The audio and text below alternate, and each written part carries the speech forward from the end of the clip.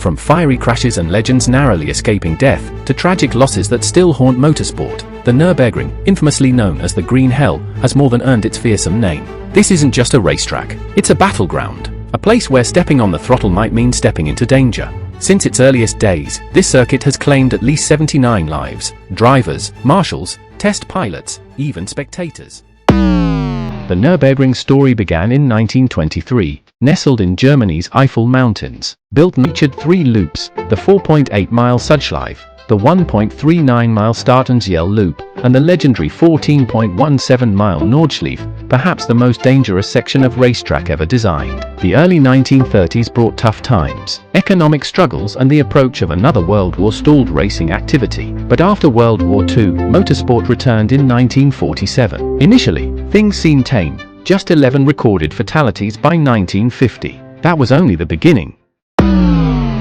Safety? Practically non-existent. A small mistake could mean a trip into the forest, literally. Between 1951 and 1975, the German Grand Prix ran at the Nürburgring 22 times, mostly on the Nordschleife. During this period, F1 drivers lost their lives on that section alone. In total, 36 racers died across the track's different layouts. Even a race official, G. Schneider, perished in 1963. But what exactly makes this track so deadly? Start with the elevation. The Nordschleife climbs and drops nearly 300 meters from peak to valley, and it's not gradual. These shifts are sudden, launching cars into the air at over 200 miles per hour. Take the foxhole section, 5 corners taken flat out, followed by a plunge and a steep rise. G-forces pin drivers down, unbalancing the car. One wrong move, and it's into the barrier.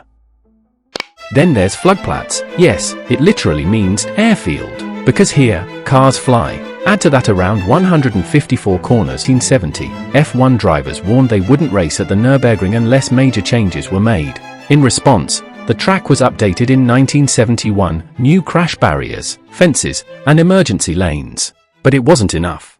Then came 1976. Niki Lauda, defending world champion, was dominating that season with 4 wins under his belt.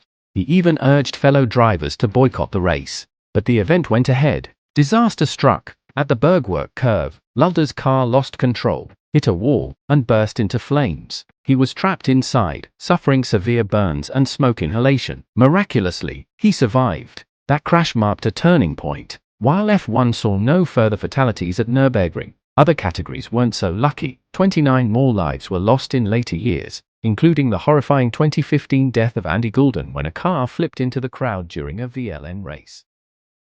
By the 1980s, change was inevitable. A new Grand Prix circuit was constructed next to the original. Opened in 1984, it featured gravel traps, runoff zones, and modern safety barriers. Traditionalists weren't impressed. Many mocked it with names like Eiffelring or Green Ring, claiming it lacked the soul of the original. Still, F1 returned to the new Nürburgring in 1985, then left again the next year for Hockenheim.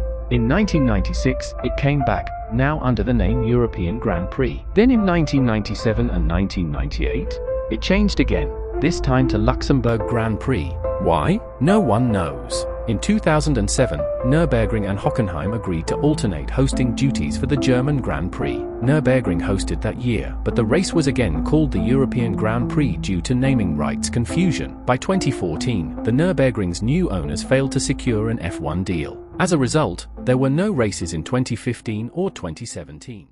Then came 2020. After a 7-year absence, F1 returned. The Nürburgring hosted the Eifel Grand Prix, named after the local mountain range. The race made history. Lewis Hamilton tied Michael Schumacher's all-time win record, one legend honoring another, on one of racing's most iconic battlegrounds. But that return was short-lived. Despite having powerhouse brands like Mercedes and Audi in the mix, the Nürburgring hasn't reappeared regularly on the F1 calendar. Why? According to F1 President Stefano Domenicali, the reason is simple: no one from Germany has stepped up. No sponsors, no proposals, no commitment. Meanwhile, countries like Saudi Arabia, South Africa, and the United States are fighting hard for F1 attention, offering better deals, bigger venues, and deeper pockets. And Liberty Media, F1's American owner, is clearly focused on expanding into those markets. So where does that leave the Nürburgring?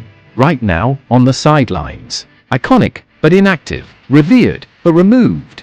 Unless Germany gets serious, it may stay that way. Still, despite the danger, the tragedy, and the politics, the Nürburgring remains one of the most legendary circuits in racing history. It's raw, it's brutal, and it's unforgettable. Whether Formula One returns or not, its legacy is already set in stone. If you want to relive another jaw-dropping F1 moment, check out this next video on the greatest race in Formula One history. You don't want to miss it.